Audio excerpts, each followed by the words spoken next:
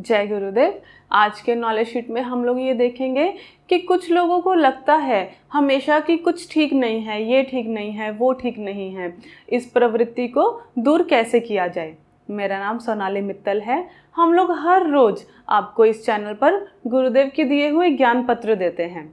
अगर आप यहाँ नए हैं तो इस चैनल को सब्सक्राइब करें। आज का हमारा नॉलेज शीट नंबर 176, उसका शीर्षक है वापस आने का कारण।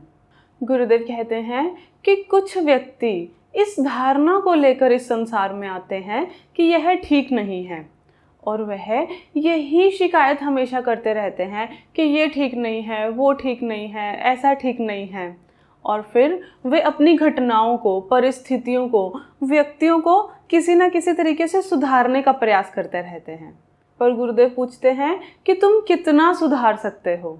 वे कहते हैं कि ये तो ऐसा है जैसे तुम बोलो कि आसमान में जितने भी बादल हैं वो ठीक नहीं लगे हुए, मैं उन्हें ठीक तरीके से डेकोरेट करके लगाता हूँ, तो वो तो नहीं हो सकता।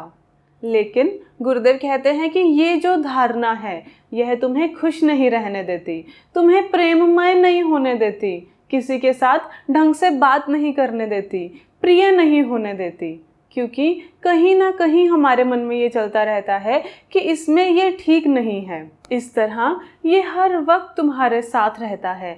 ये धारणा हमेशा तुम्हारे अंदर कांटे की तरह चुभती रहती है और तुम्हें बहुत कमज़ोर बना देती है। फिर गुरुदेव कहते हैं कि यह ठीक नहीं है।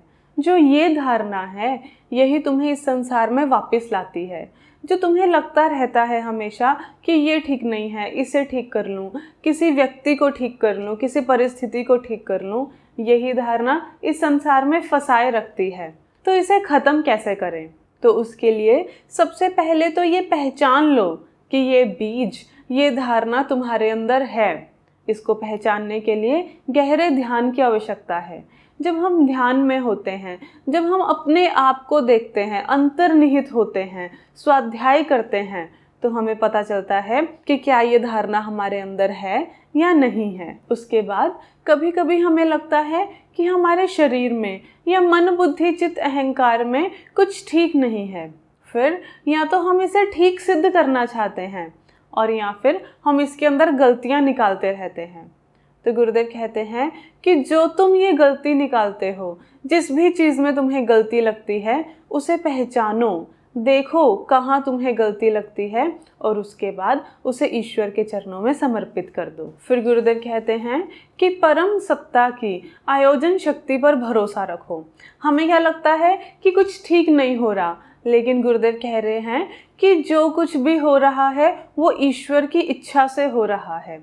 तो उसने जो किया है, जो उसने आयोजित किया है, किस तरीके से संसार बनाया है, सृष्टि बनाई है, भरोसा रखो कि उसने ठीक बनाई है।